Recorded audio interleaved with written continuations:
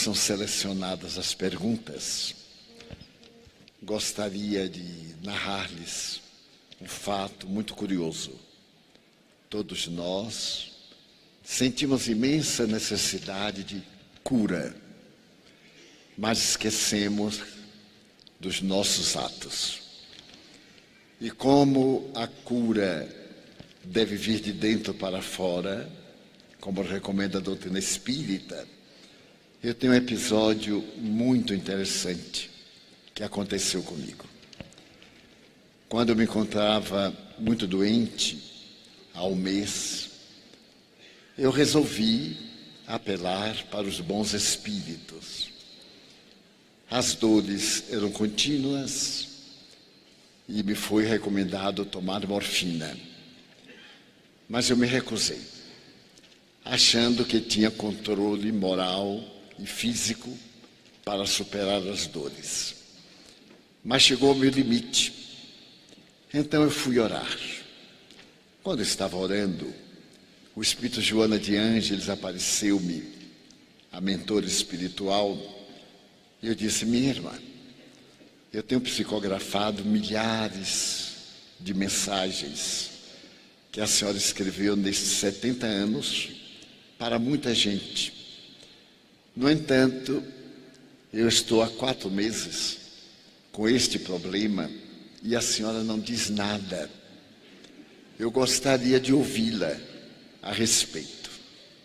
Ela sorriu e respondeu: primeiro, o Evangelho diz: pedi e dar-se-vos-á. Como você não pediu, eu achei que estava tudo bem. Então deixei que passasse o tempo. Mas agora que você está pedindo, o que é que você deseja de mim? Umas palavras de conforto. Mas você já tem no Evangelho há 2000 anos. Se elas não são suficientes, eu teria que reescrever o Evangelho. E isso não é justo. Eu digo, bem, não é exatamente. Eu estava precisando de palavras amigas, de encorajamento, porque eu tenho mais dificuldade de recorrer aos outros. Ela então me perguntou: você ama a Francisco de Assis? Eu digo: sim, senhora. Depois de Jesus, é o ser ao qual eu mais amo. Você sabia que ele era cego? Sim, senhora. Desde que ele esteve na Segunda Cruzada e foi visitar o Egito para depois ir a Israel, ele contraiu tracoma, a doença do deserto. E mais tarde, ele teve que queimar com ferro em brasa ambas as vistas. Você sabe também que ele tinha hanseníase? Eu disse: sim, senhora. Porque quando ele esteve em Riva Torto e foi viver com os leprosos, ele adquiriu a doença. Você sabe que ele teve um câncer? Eu digo: sim, senhora. Porque ele era muito frágil, não cuidou do organismo e teve um câncer. Você sabe que ele se siliciava, ele usava ervas espiosas e batia no corpo para purificar-se? Eu digo: sim, senhora. Pois é, Divaldo, você sabe de tudo aquilo que fez bem a São Francisco. Você gosta dele. Ele, com tudo isso, cantava e foi chamado Irmão Alegria. Você está querendo me queixar de quê? Quais são as suas dores? Eu aí fiquei com vergonha e não falei nada. Eu digo: essas dorezinhas que me têm atormentado. Ela disse: você pretende o reino dos céus? Eu digo: lógico. Não se dá uma vida inteira a um ideal que não se pretenda transformar em realidade. Então, meu filho, como Francisco cantava com todas essas doenças, era alegre, carregue o seu cilício. E eu quero ouvi-lo pregar o Evangelho rindo com o seu cilício. E que Deus lhe dê muita coragem e muitos anos de vida para carregar o cilício. E eu aí disse, eu nunca mais peço nada aos espíritos. Porque eu estava crente que ela ia pedir a doutor Bezerra um remédio, que ela ia passar da experiência, e ela achou pouco. Então, para que nós tenhamos ideia de, às vezes, pedimos aos espíritos um remédio para a unha encravada, para a queda de cabelo, para conseguir um bom casamento, um bom emprego, para que o nosso chefe ruim morra. A gente pede, porque o povo pede tudo. Certo dia, deste ano, eu estava atendendo, e um confrade que frequenta a nossa casa acercou-se de mim e disse, Divaldo, eu posso lhe pedir uma caridade? Eu digo, naturalmente. Amanhã é domingo. Eu digo, eu sei. Você poderia orar amanhã de 9 às 10? Eu digo, posso. Você ora por mim? Sim, orarei. Para quê? Para pedir a Deus para me livrar da tentação. Porque amanhã eu vou à praia e queria lhe pedir para orar, a fim de que Deus me proteja. Eu disse, olha, eu tenho uma solução melhor. Não vá à praia amanhã. Ele disse, não, eu quero ir, mas não quero ser tentado. Você ora? Eu oro. E no dia seguinte, graças a Deus choveu bastante. Deus aí resolveu metade do problema. E a outra metade eu orei para que Deus o livrasse de qualquer tentação. Então, como é curioso observarmos a opinião que algumas pessoas já esclarecidas têm a respeito do Espiritismo. Esta eu achei linda.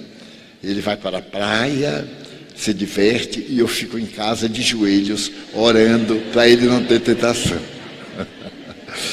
Então, se alguém quiser orar por mim, para Deus tirar a tentação do meu caminho, eu agradeço muito.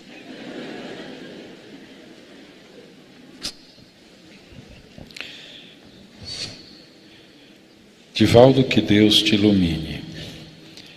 Estou sendo portadora do sofrimento de várias mães que perderam seus filhos em decorrência do suicídio.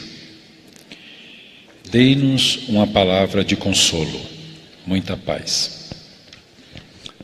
Eu posso atinar com essa dor sem conforto. Não há palavras que possam constituir consolo, especialmente a uma mãe cujo filho tombou na armadilha do suicídio. Tecnicamente, o suicida sofre quando chega ao mundo espiritual, mas depende de muitas circunstâncias. Hoje nós vemos a depressão como uma pandemia e, de repente, o indivíduo é vítima de um surto e suicida-se. É diferente daquele indivíduo que, desgostoso com problemas financeiros, sociais, emocionais, planeja um suicídio. Allan Kardec, com muita propriedade, diz que a intenção é o mais importante.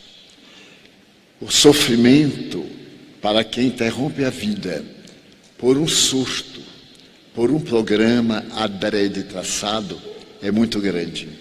Mas nunca nos esqueçamos do amor de Deus. Deus tem sempre misericórdia, principalmente daqueles que não têm resistência para suportar as provações. Lembre, cada mãe, que essa dor do filho aflito vai passar e que ela vai ter a oportunidade daqui de diminuir a sua dor, orando, lembrando-se dos momentos mais felizes, recordando-se do filho como seu tesouro e enviando pensamentos bons. Em 1939, suicidou-se uma irmã minha. Eu contava 12 anos. Mais tarde, quando criamos a Mansão do Caminho, eu tive uma ideia de, por amor a ela, fazer algo muito original. O meu irmão era delegado de polícia em Feira de Santana, nossa cidade natal. Eu fui à Feira de Santana e perguntei-lhe sobre as mulheres sofredoras que se entregavam ao comércio carnal. E pedi que ele me levasse. Naquela época que não havia motéis, havia ruas dedicadas ao meretrício. Eu gostaria de conhecer de perto a situação delas. E meu irmão me levou a várias casas, ao cabaré onde se encontravam. E eu fui surpreendido com cenas de difícil exposição. Algumas atendiam clientes sobre a cama e embaixo, no chão, dormiam os seus filhos. Que poderiam ser eles? Aquilo me deu uma dor física, porque elas não tinham onde deixá-los. Então, em homenagem à minha irmã, que sofria muito, eu pedi a Deus que nos ajudasse a atender aquelas crianças duplamente órfãs e em risco de aprenderem tudo quanto era pernicioso. E então elegemos 10 crianças e fui a cada mãe explicar que desejava educá-las, que ninguém nunca saberia qual daquela que veio daqui ou dacolá. Era permitido que elas visitassem, mas que nos dias da visita vestissem-se de maneira menos chocante, para poder conversar com seus filhos, sem explicar a razão pela qual estavam internados. Disso eu cuidaria. Assim, escolhemos 10 crianças, retiramos de debaixo das camas, levamos para a Mansão do Caminho. E ninguém da Mansão do Caminho sabia da origem daquelas crianças. Somente eu.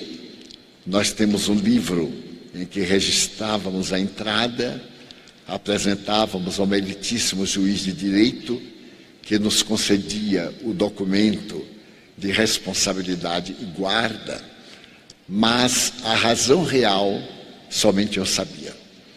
E eles cresceram, meninos e meninas. Todos 10 são cidadãos, em homenagem ao amor pela minha irmã. E essa homenagem ela recebeu como bênçãos, porque as leis divinas transformam o amor em resgate. Era uma forma, se ela suicidou, também foi muito amada, tinha merecimento. A circunstância levou-a a esse desespero, mas era uma boa mãe, uma esposa exemplar, e isso contabilizou. E com esse problema, ela teve o direito de reencarnar-se. De nós conhecermos, ela foi para a Mansão do Caminho, para a nossa creche, desencarnou com 6 anos e está hoje reencarnada. Então eu diria às mães, todo o bem que fizerem, façam-no em memória do filho querido. Não lembrem deles sofrendo, lembrem-se de quando eram crianças, como eram alegres, de incidentes positivos, porque seu pensamento vai até eles. Um dia Chico Xavier me disse uma frase bem tosca, mas de uma grandeza incomum. A prece das mães arromba as portas dos céus. Então, quem teve um filho, um amigo, um parente, que não suportou as vicissitudes da vida e interrompeu pelo suicídio o seu ciclo, ore. Não pense naquele ato, ame. E com uma imensa ternura diga, meu bem, pense em Deus. Eles serão beneficiados.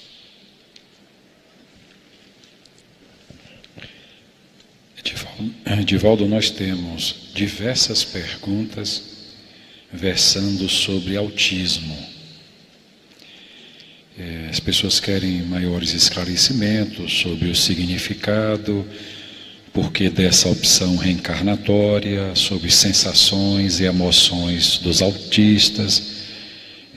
São muitas perguntas.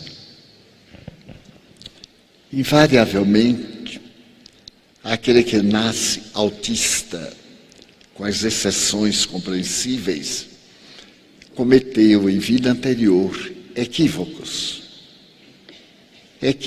mentais, comportamentais e principalmente de relacionamento humano. Desencarnaram com a culpa e não tiveram oportunidade de reabilitar-se. Hoje, em psicologia, a culpa é chamada o pássaro negro que pousa em nossa consciência. E a palavra depressão, que vem do latim deprimere, significa puxar para baixo. Então, todo aquele que tem culpas conscientes ou inconscientes, de acordo com o grau, renasce com alguma deficiência no mapa genético, dando lugar ao distúrbio da depressão, da esquizofrenia, da hebefrenia, do autismo ou das enfermidades físicas degenerativas.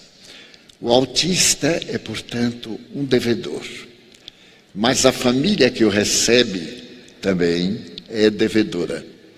Os pais de hoje possivelmente contribuíram para que o ser se equivocasse. Vamos imaginar, há 60 anos, um rapaz branco ou uma moça apaixona-se por um afrodescendente. A família tem destaque social, mas tem muito preconceito, impede, gera situações difíceis e a pessoa, não suportando, opta pelo suicídio.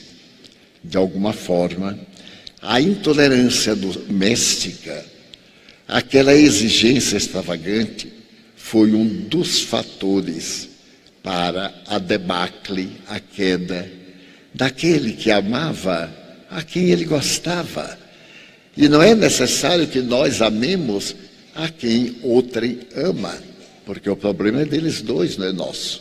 Mas o orgulho, o egoísmo, que são os tremendos adversários nossos, nos propelem a situações muito complicadas.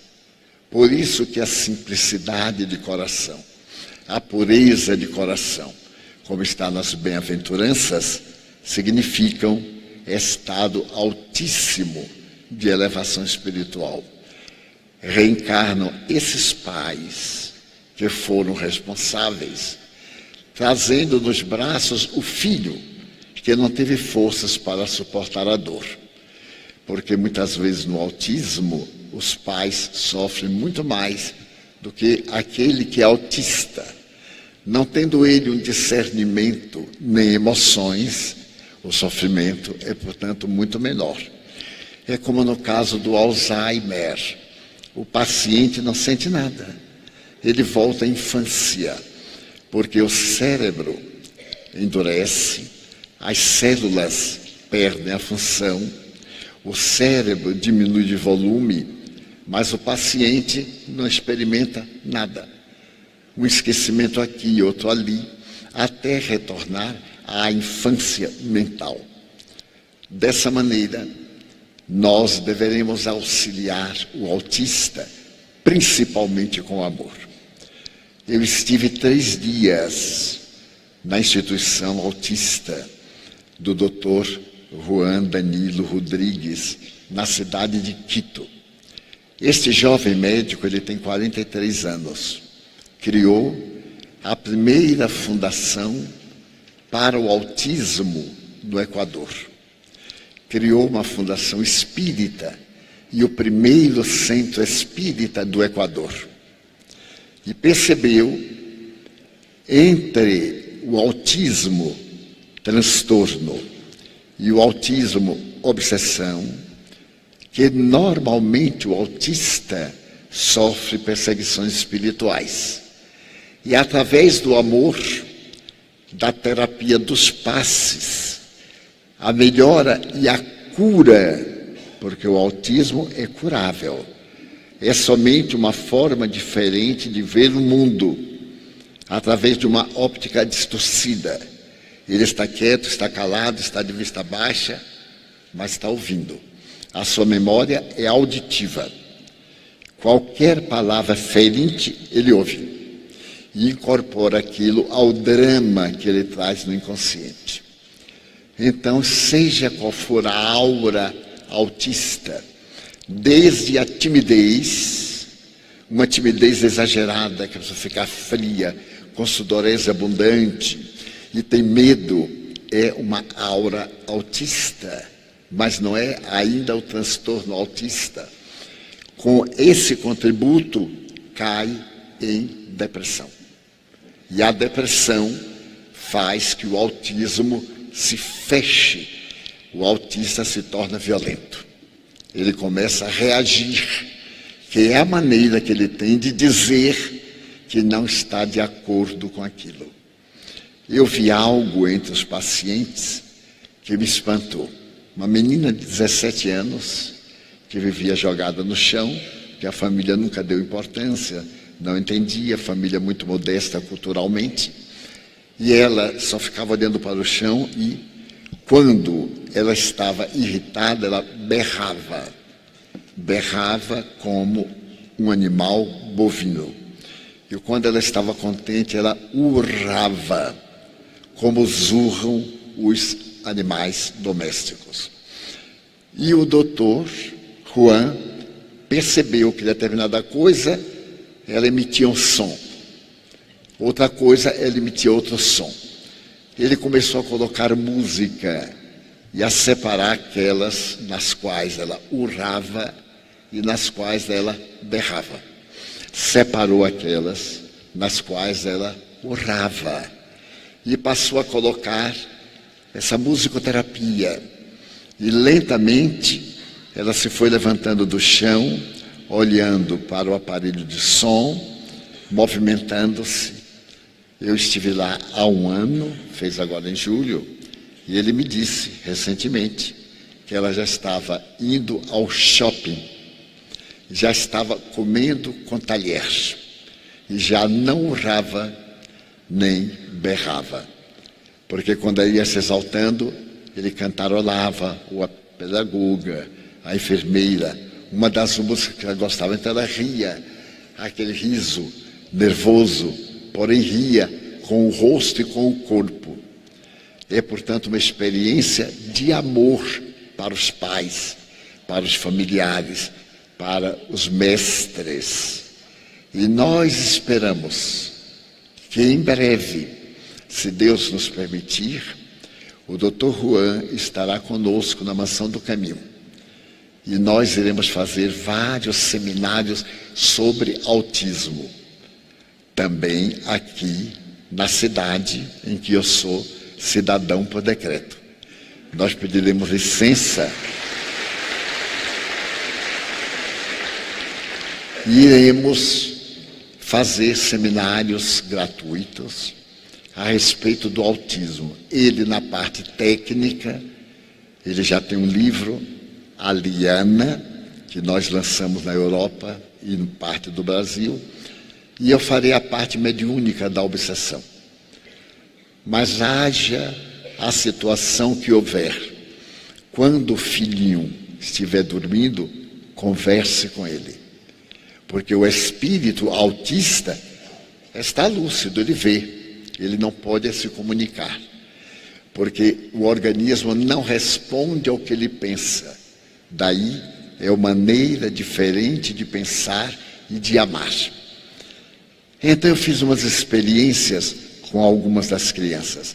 Não gosta de beijo, de abraço, nem de carinho. É a culpa do inconsciente. Fica longe. Mas eu consegui com um meninozinho me aproximar, levando uma bola muito colorida e jogando a bola com indiferença e ficando de longe.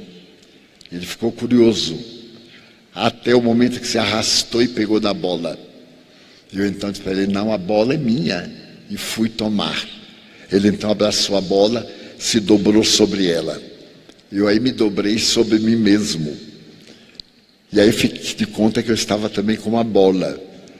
E desviei a atenção da bola que ele estava. Ele então olhou para mim, e quando ele levantou, eu peguei a bola. E ele se exaltou, começou a bater a cabeça na parede. Então já está tendo percepção.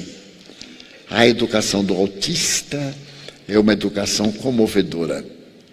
Pegar no talher apenas é um passo avançadíssimo. Nunca esperemos no começo saltos quânticos grandes. Esperemos pequenas coisas. Ele olhar para a gente e desviar a cabeça. Ele olhar de lado, como que está desconfiado. São sinais positivos. E o mais, paciência e amor, e confiando que Deus nos está inspirando. O mundo inteiro está despertando para o autismo, que até há pouco era considerado uma doença nervosa, catalogada como quase esquizofrenia. E não é. Não é doença. É uma certa maneira de encarar a vida. É como alguém que fala uma coisa e sai outra. Mas que devagar nós vamos colocando na ternura até ele se convencer de que nós o amamos.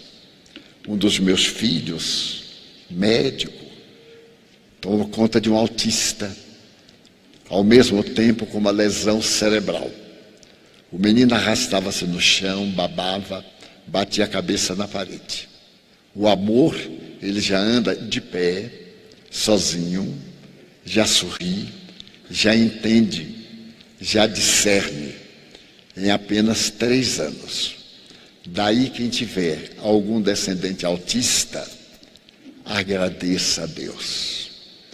Porque a vida física, por mais demorada que seja, é muito rápida. E em breve nós colheremos os frutos do amor a alguém que depende totalmente de nós, mas que nos recusa.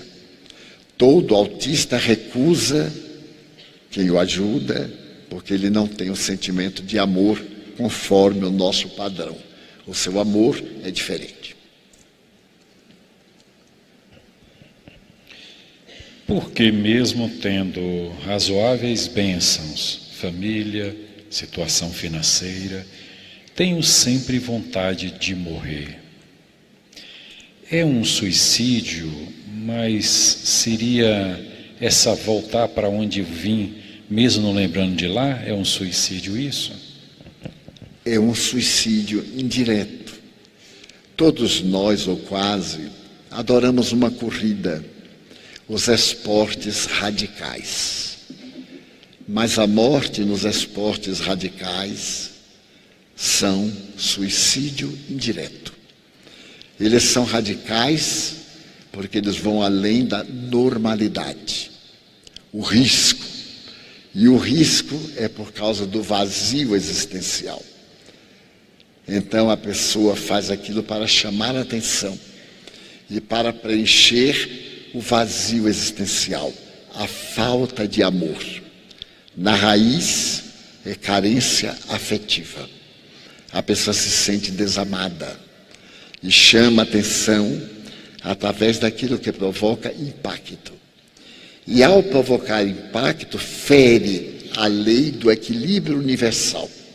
Pode não acontecer nada, porém, invariavelmente, acontece uma tragédia em que a pessoa fica tetraplégica ou fica no estado de morte cerebral ou a morte do tronco encefálico, a morte biológica natural. Neste caso, é um suicídio indireto. Eu tenho 90 anos.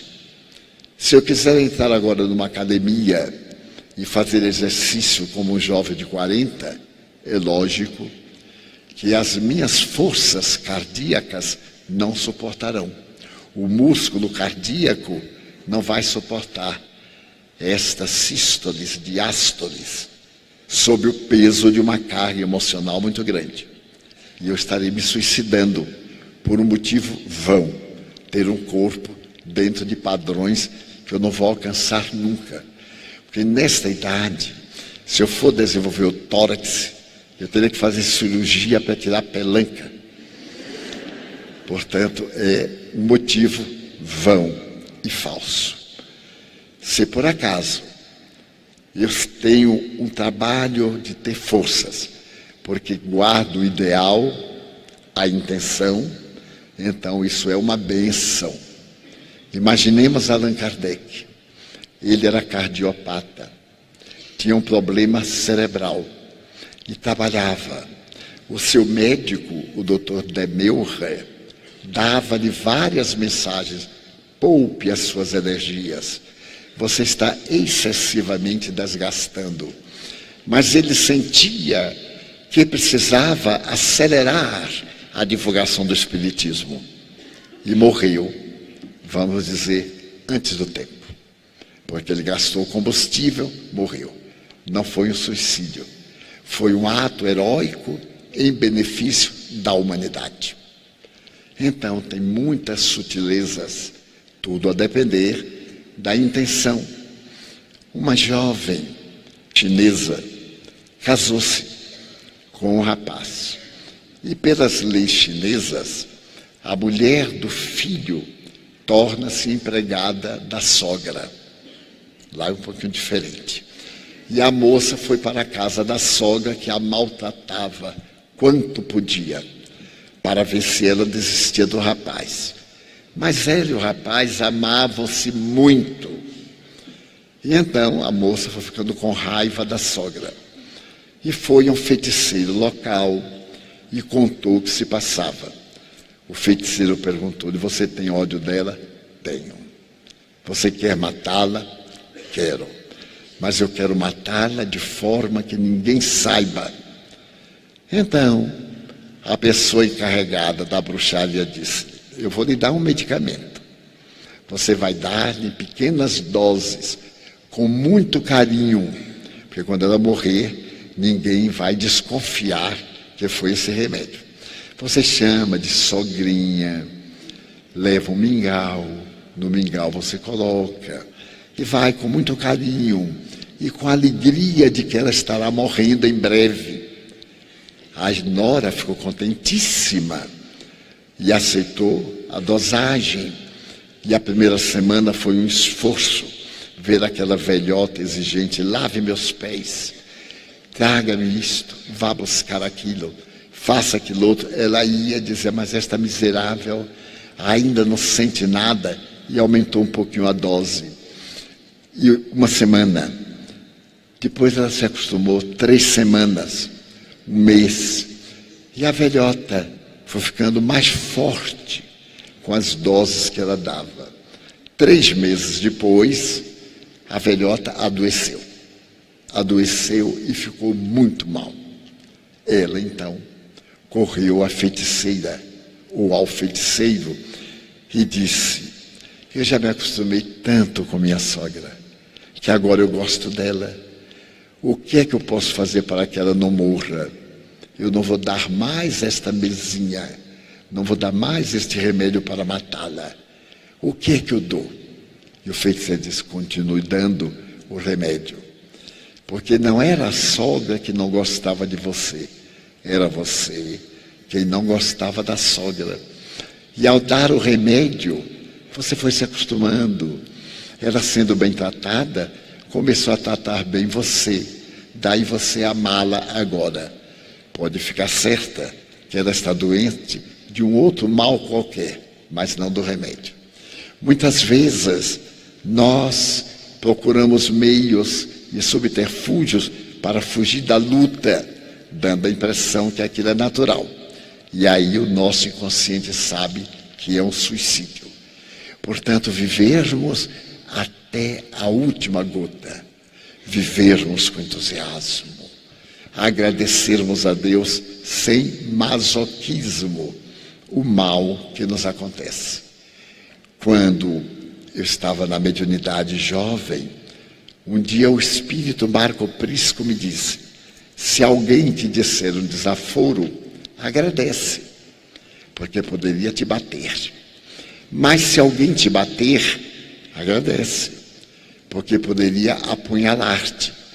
E se alguém te apunhalar, agradece, porque poderia ser tu o assassino, enquanto é ele.